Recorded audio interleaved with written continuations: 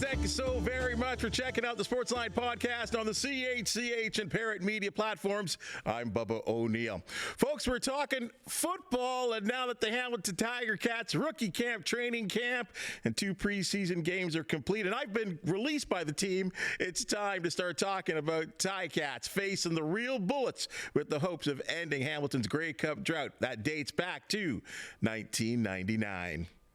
Well, the Tiger Cats' 2025 journey begins with a business trip in Calgary to meet those Stampeders.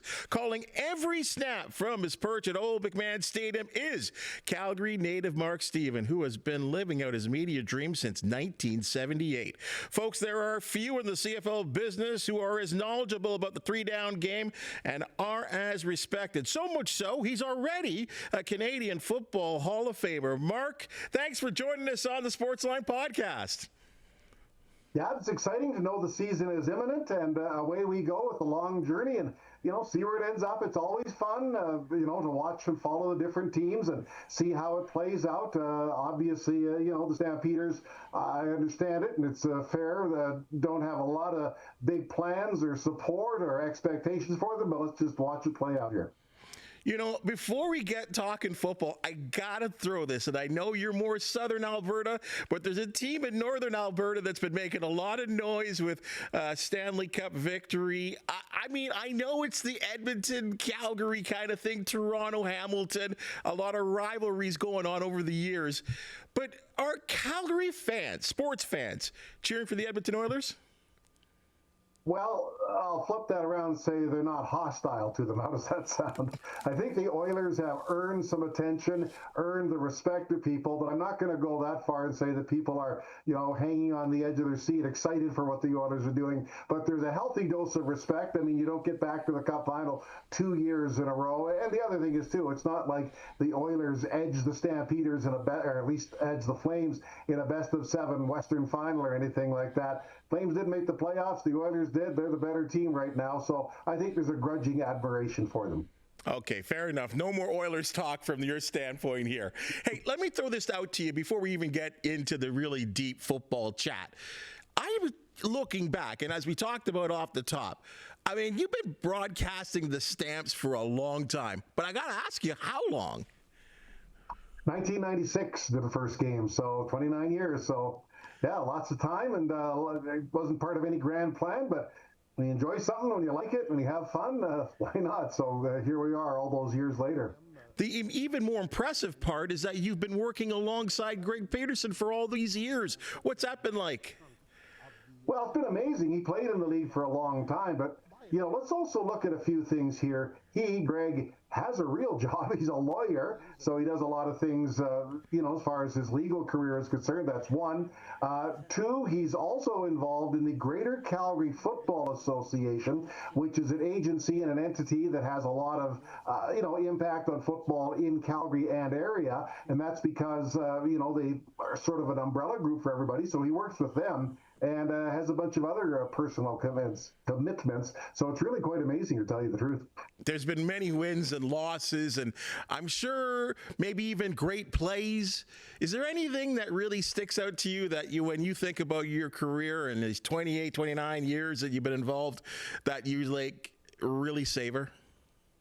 Well, I'd say this. When I was quite young, the Stampeders won the Grey Cup in 1971, and I thought that was one of the greatest moments in recorded history. And so I went down and watched the big celebration that they had at the old Stampede Corral, since demolished. And there's all these guys on the stage, and, they're getting the applause and the enthusiasm from the crowd and everything. And I said, wouldn't that be neat to be on that stage one day? And all these years later, I was, obviously not as a player, but as an MC, to sort of be there, and everybody's in the cities all rapt attention to the Stampeders. So those would be, I guess, the highlights, to, get on stage and be part of Grey Cup celebrations for whatever role I could play.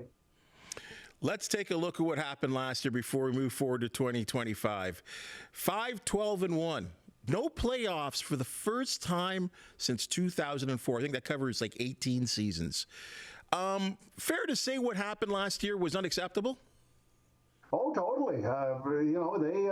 They do have fairly high standards here. Remember, it's just a couple of years ago they won 12 games, but they're clearly going backwards. I mean, their last 2 years, 11-24-1. That's not very good at all. That's barely 1 out of every 3 games that they're winning. And, there was a lot of heat on the organization, and for that matter, continues to be. I mean, until they prove they can get back at least in the playoffs and then start to move up the standings. So, yeah, it was a huge disappointment, unexpected, and, the organization took an awful lot of flack for it. There is going to be change, and that happens with good teams even. Did you expect the head coach to be there and in the capacity that he is still there? I know that the defensive coordinator, obviously now in Hamilton and Monson, there's been a quarterback change. We can go on and on about some of this, but in terms of the coaching staff, are you surprised that it's all the head coach at least is intact? Well, first of all, there were discussions about his fate, Dave Dickinson's fate, but once it was determined they're going to go forward with him, I wasn't surprised that there were huge changes to the staff. Look, you mentioned Brent Monson. He was a good coach the moment he walked into that meeting with Dave Dickenson. He was a good coach the moment he walked out of that. He just didn't have a job, with the Calgary Stampeders anymore. But they needed some change, just different ways and hearing different things and different approaches. And that's one thing that they did.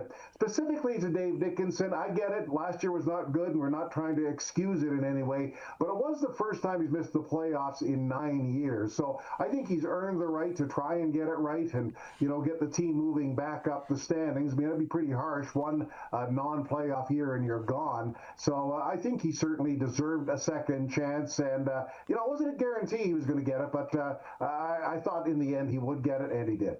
So I'm with you on that, and I thought it was fair to bring back Dickenson. I mean, the guy has been a winner on the field and off the field. But sticking with off the field, what really did surprise me is there was a lot of chatter about the organization, the Stampeders as a whole, and of course, it all kind of got blown out to the public, at least with that CFLPA report that kind of put the Stamps in a negative light, kind of like they hadn't made the appropriate changes to today's modern athletes and the facilities and the food.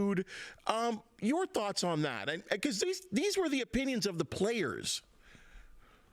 Well, some of it was very fair. I mean, McMahon Stadium is an old stadium that really it's hard to make any renovations to, just based on the outline and the structure of it. There were some changes in the works even before that survey came out, so they were aware of some of the challenges that they've had. Like, they've got a totally different family room set up. They upgraded, and we're planning to upgrade anyway the weight room. But it's an old stadium. One of the big issues is, starts with the stadium itself. But I also think that some of those comments were born out of frustration. I wonder if the Stampeders were 12-5-1 if they would have had the same bunch of comments. But they got to be better. I'm not trying to excuse them, but certainly some changes needed. But they're dealing with an antiquated stadium. Am I correct in saying there's a brand new turf in there for 2025? Yes. That was one thing, a brand new turf. Yeah, that was really impressive to get that in. It was badly needed. The old one had a 10-year shelf life, and year 10 was reached, and so they put in the new turf. And that'll make a big difference. I mean, because the Stampeders both practice and play on the same field, so they're there every day. So it makes quite a difference, and I'm really glad to see that got done. It was needed as well. Well, and it'll be fully worked in for next year's Grey Cup as well, too, that maybe Calgary will be playing and hosting.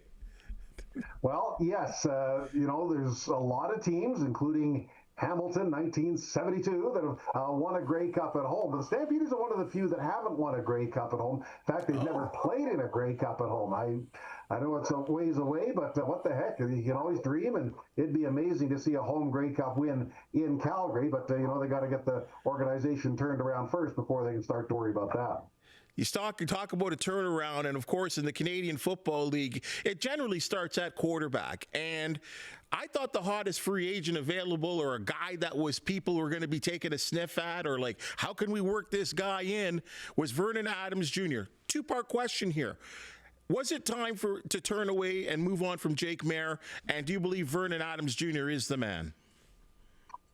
Yes, on both counts. Jake Maier was a tremendous teammate, a very good guy, and he does have moments where he can put big games together, but not consistently enough, and the Stampeders weren't explosive enough. I think he'll slot in very well in Regina, to tell you the truth, and back up at Trevor Harris, because he certainly could win you some games, but when he's the every down quarterback, I think he's a little bit exposed. Vernon Adams, they sort of had to have him. He was the number one quarterback out there. The Stampeders had to go get him.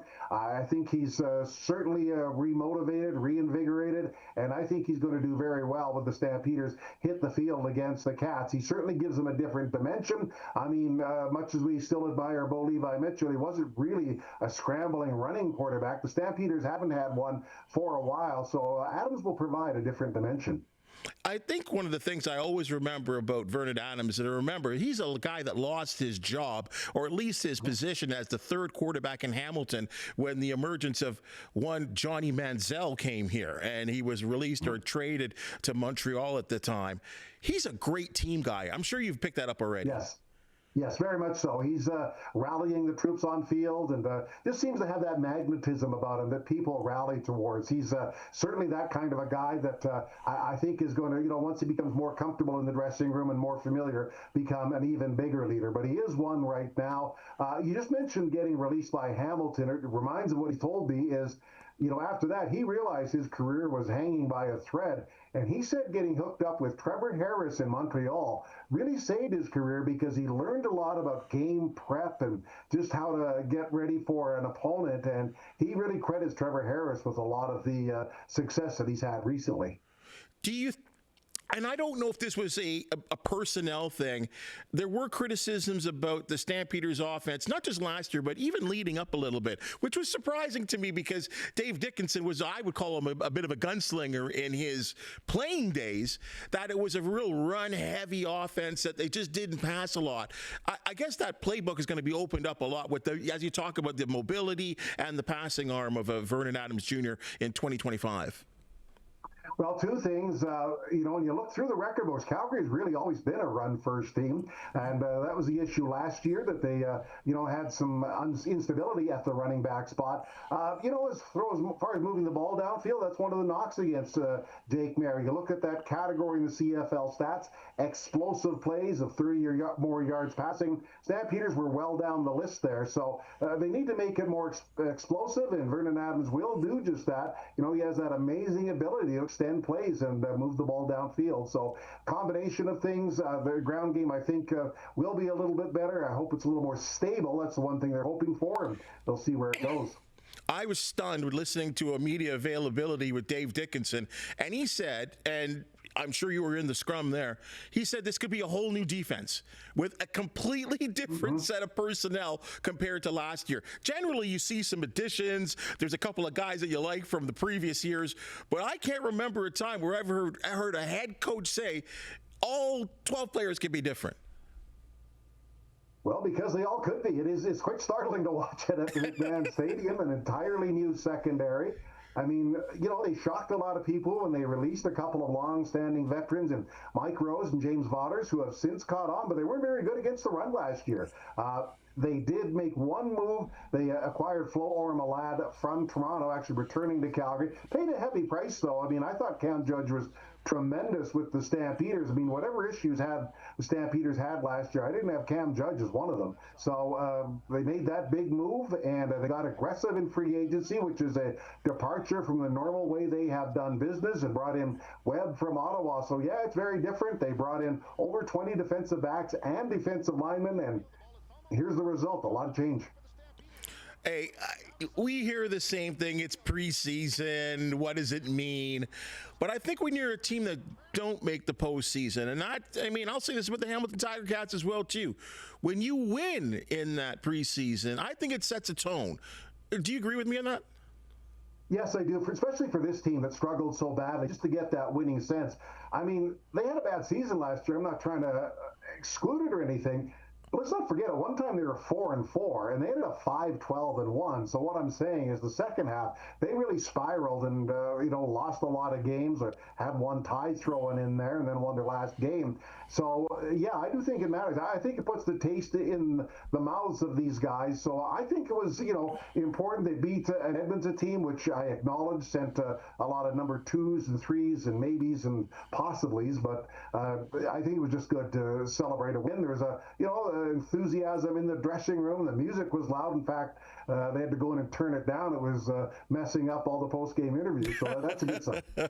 Hey, I think TSN, the broadcaster of the Canadian Football League, they're licking their chops. They've been pumping out the promos. Bo Levi Mitchell, and I know it's his second return to Calgary, but there is certainly a lot of hype there. Before we talk about him as a Hamilton Tiger Cat, your thoughts, because I'd love your perspective on the decade-long stay or his time as a Calgary Stampeder quarterback.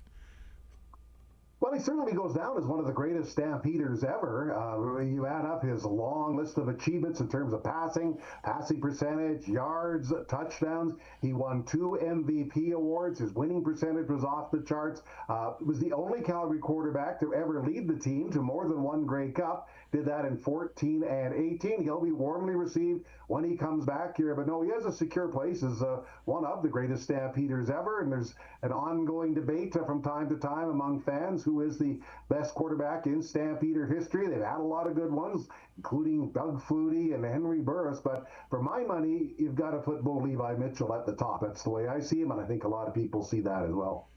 Including last year's loss, 47-14-2 at McMahon Stadium. You're going to make a lot of friends in Calgary with that kind of record at home. Yeah, very much so. And that's why. And it seemed like the team was never out of a game when he was in there, and just had that innate ability. He has that confidence bordering on cockiness. I always say if you can back it up, it's not cockiness in the slightest. And, he wanted it. And here's the one thing, too, that he was, it's easy to be a big star, get in front of TV and all the big smiles, but he was tremendous, and I kept hearing this over and over, to people behind the scenes who don't have the profile and, just do the stuff at the stadium, and he was very well regarded there, so I give him a lot of credit there. In my short time with him, I got to tell you, one of the things I really appreciate about Bo is his accountability, his ability as a quarterback. And we hear this about quarterbacks all the time, and some are better than others. But to take the weight of the team, win or loss, on his shoulders, and he doesn't mind being that. And to me, that's a sign of a real good leader. Totally. He wants it. He expects it. I mean, he's played in some big games, both in, Calgary and in Hamilton, but he won in college at Eastern Washington, and maybe the biggest achievement of all, the most difficult one, he won the 5A state title in Texas, and that's not an easy thing to do. So he's won everywhere he's gone, under every circumstance, and I'm not surprised. He showed it for a decade that he wants the pressure, expects the pressure, and relishes the pressure. I thought the warm reception that he got from Calgary fans last year, seeing his wife Maddie, her in tears, obviously the relationships that she had built in Calgary along with the whole Mitchell family, seeing him come back to Calgary, it really was a highlight of last year. Now, the second time around, do you think the Calgary fans will be as warm to number 19? Probably not as warm, but he'll get a warm reception again. Just as an added attraction, here's, I mentioned the Grey Cups. The Stampeders are celebrating their 80th anniversary, and they're bringing people in from their various Grey Cup teams. So it'd be ideal to have Bo on the field, but I guess he's otherwise occupied. So I think he'll be, kind of fired up as well when he sees people from the 14 and the 18 team. Alex Singleton is coming here, and it's going to be a lot of fun. So we'll see how it plays out. But no, Bo will get a nice reception again. Not quite the same, but he'll be well saluted. Can you believe 1 win away, and this is on a CFL record, 1 win away from the fastest to 100 victories, and that'll be 141 games if he does beat the Stampeders of the Tiger Cats win on the weekend. I'm looking back at the record, and of course, who's number 2? Ron Lancaster, 149 wins starts. He could blow away the record. It's amazing to me. Yep, and he's going to move it. I'm not surprised. We just look at his winning percentage here, and you look at the fact he'll move into the top 10, about 1,500 or so yards for being a top 10 passer in CFL history. So, no, I'm not surprised. He's written a lot of those records. I mean, the Stampeders were 15-2-1 one year, and they've had a lot of good records. So that chalks up the winning percentage pretty quickly when you're winning 15 out of 18 games. Not every year, but it certainly helps. No, I'm not surprised. He's a winner, and let's see how it plays out. I mean, obviously he's going to get the record eventually, and a few weeks from now, move into the top 10. Mark, your thoughts? Obviously, you've done lots of prep, leading up, and I'm sure there's all kinds of excitement because it is the home opener. From your perspective and your look at the Hamilton Tiger Cats and what you see, I mean, if you look back in the history books, I remember there was a time where we could never win in Calgary. I think it was like 15 in a row. It was awful, yeah. But and joyous for you, I'm sure. But your thought of the Hamilton Tiger Cats again from the Stampeders' perspective? I'm sure everybody fondly remembers 2017, the 60-1 game. But anyway, we'll leave that memory down. that was the end of Zach Caleros, believe it or not. End of a lot of things. But anyway, the Ticats this year, as I see it, first of all, I really like the way they finished the season, but obviously the rough start cost them. Bo Levi Mitchell and Scott Milanovich seem to be on the same page. I like the addition of Lawler, coming into an already quite talented receiving core. I think they've got a lot of good players there. And the receiving core, the line is really good. I'm a big Revenberg fan. I liked him all along, but it looks like a very stable group there. I'm not quite as sold defensively. I know they brought in some players, and they have some experience there, but the linebackers are good. The line, they've got some talent there. The secondary, a lot of former Stampeders there. Again, I don't know if there's a real superstar on defense, so I'm not quite as sold on their defense, but nonetheless, some experienced, talented players there. So they will certainly make their share of noise in the East as far as I'm concerned. Yeah, Julian Hauser's a guy there that really, when he left Hamilton, it was horrendous. It was such a horrible feeling. He had put together back-to-back seasons, and I don't think he was as good in Calgary. Hopefully he puts on the black and gold and he returns to the form that we saw a couple of years ago. Mark, I agree. He was part of the defensive line issues, so there you go. Hey, Mark, what you've done in this league is, like I said, Hall of Famer. So that enough said. It's been amazing to get to know you over the years and see what you do and listen to your call, that iconic call. It's just outstanding listening to the radio. All the very best in 2025. Maybe a Grey Cup, I don't know, meeting in Winnipeg. But at the very least, I look forward to seeing you when you make your trip down to Hamilton. Yeah, we're there on the Thanksgiving weekend. And do remember, Ticat fans, the last time the Cats won the Grey Cup, who did they beat? The Calgary Stampeders on the last game of the 20th century. So there you go. There you go. Mark Stephen, thanks for your time. Okay, thank you. Always enjoy our trips to Hamilton, and we'll look forward to kicking off the season. It's going to be a lot of fun. Right on. Take care, my friend. That's your Sportsline podcast for the day. And if you just seen and heard, we love talking sports. If you do know of an athlete, team, or event to promote the Sportsline podcast, do want to hear from you. Please, you. Up, like, and subscribe button. Who wouldn't want Ticats talk, CFL talk? If you have something to say, we appreciate your comments. For the outstanding people that make the Sportsline podcast possible, thank you so very much. And we'll see you tomorrow.